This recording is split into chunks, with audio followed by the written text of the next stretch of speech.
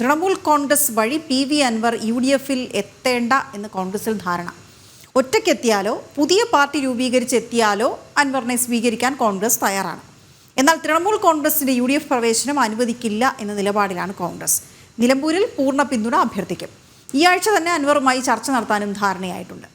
അഖിൽ പാലോട്ടർ മഠമാണ് വിവരങ്ങളുമായി ചേരുന്നത്. അഖിൽ, ഈ അൻവർ ഇങ്ങനെ UDF-ന്റെ വാതിലിന് മുന്നിൽ നിൽക്കുകയാണ്. പക്ഷേ തൃണമൂൽ കോൺഗ്രസുമായി കൈ കൊടുക്കുകയും ചെയ്തു. കോൺഗ്രസിലാവട്ടെ ധാരണ നമുക്കറിയാം, അവരിപ്പോൾ തന്നെ ഇതിൽ ഈ ഇന്ത്യ സഖ്യവുമായൊക്കെ ബന്ധപ്പെട്ട് വലിയ പ്രശ്നങ്ങളാണ് ഉള്ളത്. കാരണം അവിടെ ഒന്ന് ഇവിടെ ഒന്ന് എന്നൊക്കെ പറയുന്ന നിലപാടുകൾ, വ്യത്യസ്ത നിലപാടുകളൊക്കെ സ്വീകരിക്കേണ്ടി വരുന്നൊരു ഗതികേടിലാണുള്ളത്. അപ്പോഴാണ് ഈ തൃണമൂൽ കോൺഗ്രസുമായി അൻവർ വരുന്നത്. എന്താണ് അവരുടെ തീരുമാനം?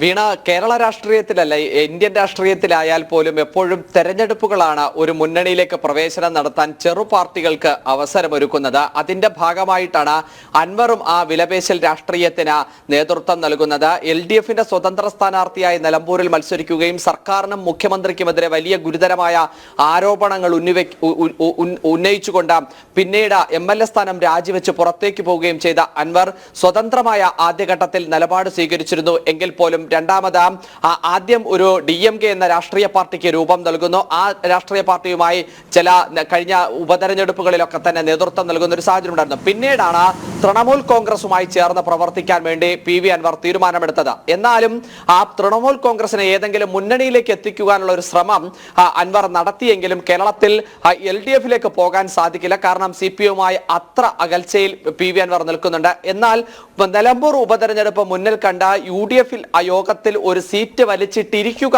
എന്ന് തന്നെയാണ് PV അൻവർ ലക്ഷ്യം വെക്കുന്നത്. പക്ഷേ ദേശീയ തലത്തിൽ കോൺഗ്രസിനെതിരെ നിലപാട് സ്വീകരിക്കുകയും കോൺഗ്രസുമായി വലിയ രീതിയിൽ പോർവിളിക്കുകയും ചെയ്യുന്ന തൃണമൂൽ കോൺഗ്രസിനെ കേരളത്തിൽ UDF-ൽ എടുത്താൽ അത് രാഷ്ട്രീയമായി വലിയ തിരിച്ചടി ഉണ്ടാകുമെന്ന വിലയിരുത്തൽ കോൺഗ്രസ് നേതാക്കൾക്കുണ്ട്. പക്ഷേ ദേശീയ തലത്തിൽ ഉള്ളതുപോലെയാണോ കേരളത്തിൽ രാഷ്ട്രീയ നിലപാട് സ്വീകരിക്കുന്നത് എന്ന മറ്റു ചില നേതാക്കളുടെ ചോദ്യവും ഉയർന്നു വരുന്നുണ്ട്. അങ്ങനെ രണ്ടഭിപ്രായം അൻവറിന്റെയും തൃണമൂൽ കോൺഗ്രസിന്റെയും UDF പ്രവേശനത്തിൽ ഇപ്പോൾ സാഹചര്യത്തിൽ നിലനിൽക്കുന്നുണ്ട്. മറ്റൊരു കാര്യം കൂടി ചേർത്ത് പറയാനുള്ളത്, ഈ സാഹചര്യം മുന്നിൽ കണ്ടുകൊണ്ടാണ് ഈ മാസം 23-ാം തീയതി പ്രതിപക്ഷ നേതാവ് VD സതീശനും കോൺഗ്രസിന്റെ മുതിർന്ന നേതാവായ രമേശ് ചെന്നിത്തലയും PV അൻവറുമായി സംസാരിക്കാൻ തീരുമാനമെടുത്തത്. പക്ഷേ പോപ്പിന്റെ മരണവുമായി ബന്ധപ്പെട്ട് ദുഃഖാചരണം വന്നതിൽ ആ ചർച്ച ഇപ്പോൾ മാറ്റിവെക്കുകയാണ്. പക്ഷേ അൻവർ ആവശ്യപ്പെടുന്ന മുറയ്ക്ക് ഈ ആഴ്ച തന്നെ ചർച്ച പുരോഗമിച്ച് മുന്നോട്ട് കൊണ്ടുപോകാനാണ് തീരുമാനം. കാരണം ഏറ്റവും അടുത്ത ദിവസം നിലമ്പൂരിന്റെ തെരഞ്ഞെടുപ്പ് നോട്ടിഫിക്കേഷൻ വരും. അങ്ങനെ തെരഞ്ഞെടുപ്പ് നോട്ടിഫിക്കേഷൻ വന്നാൽ പരിപൂർണമായ പിന്തുണ നിലമ്പൂരിൽ PV അൻവറിനോട് UDF ആവശ്യപ്പെടുന്നുണ്ട്. അതിൽ സ്ഥാനാർത്ഥി നിർണയത്തിലും ഒരു ആശങ്ക നിലനിൽക്കുന്നുണ്ട്. അൻവർ ആവശ്യപ്പെടുന്ന സ്ഥാനാർത്ഥി അംഗീകരിച്ചു കൊടുത്താൽ, അല്ലെങ്കിൽ അൻവർ മുന്നോട്ട് വെക്കുന്ന ഉപാധികളൊക്കെ തന്നെ അംഗീകരിച്ചു കൊടുത്താൽ അത് വലിയ തിരിച്ചടി മുന്നണിക്കും പാർട്ടിക്കും ഉണ്ടാകുമെന്നുള്ള ഒരു വിലയിരുത്തൽ നിലവിൽ കോൺഗ്രസ് നേതൃത്വത്തിനുണ്ട്. പക്ഷേ അങ്ങനെ അൻവറിനെ പിണക്കി നിർത്താനും കഴിയില്ല എന്നൊരു സാഹചര്യം നിലനിൽക്കുന്നത്. കാരണം അൻവർ സ്വതന്ത്ര സ്ഥാനാർത്ഥിയെ നിർത്തുകയോ അൻവർ സ്വതന്ത്ര സ്ഥാനാർത്ഥിയായി നിലമ്പൂരിൽ മത്സരിക്കുകയോ ചെയ്താൽ അത് വലിയ നഷ്ടം ഉണ്ടാക്കുക അത് കോൺഗ്രസിന് തന്നെയാണ്, UDF-ന് തന്നെയാണ്. കാരണം ആര്യാടൻ മുഹമ്മദ് മുതൽ UDF-ന്റെ സീറ്റായി നിൽക്കുന്നതാണ്. പക്ഷേ ആന്റണി കോൺഗ്രസിന്റെ കാലത്താണ് LDF-ന്റെ സ്വതന്ത്ര സ്ഥാനാർത്ഥിയായി ആര്യാടൻ മുഹമ്മദ് ജയിച്ചു വരുന്നത്. അതിനുശേഷം എല്ലാ കാലത്തും UDF-നൊപ്പം നിന്നിട്ടുള്ള ഒരു മണ്ഡലമാണ് നിലമ്പൂർ എന്ന് പറയുന്നത്.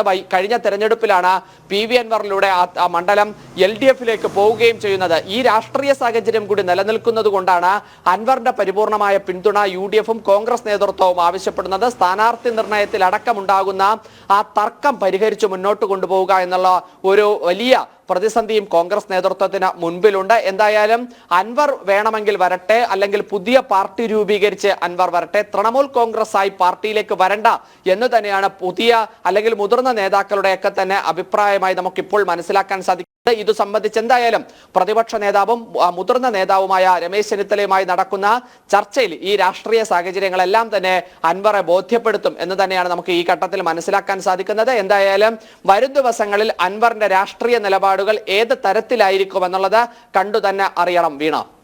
ഓക്കെ, ശരി അഖിൽ.